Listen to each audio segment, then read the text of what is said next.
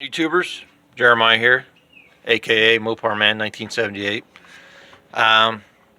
Update, finally got the battery tray finished the way I wanted it, so let's take a look here.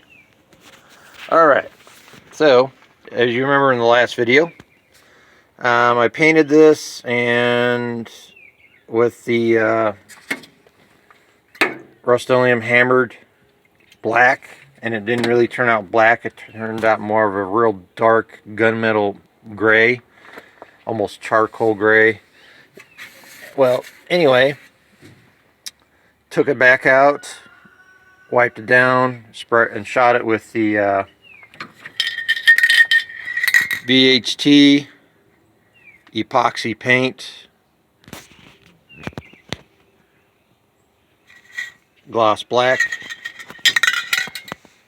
Several coats, sides, back, top, bottom, all the above. And also what I did is those bolts that I bought, I don't have a bench grinder yet. I got to invest in one of those, a cheap one. So what I did was I put a regular thick grinding disc on my grinder, put it in the vise, and then I used a pair of vise grips and held on to the bottom side of the bolt where the threads are, and basically set that head down on the flat side of the disc and just moved it back and forth until it finally ground down just enough off the top of the head of the bolt where you could still get a wrench on there and it won't slip off, but yet it's a little bit more level now. And this is going to get a thick rubber sheet in here to sit for the battery to sit on, and it's going to come up here so the bolts don't bang up against the side of the battery. Anyway, extra protection. But anyway, and then also what I did was I did originally have these really thick washers. I can't remember what they came out of.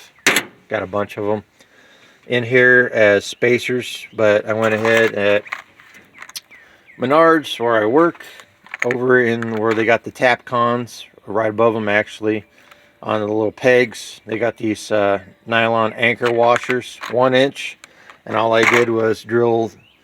I used a step bit on my drill press, and I drilled out the hole, the inner diameter, which is basically the same outer diameter as the threads on these bolts.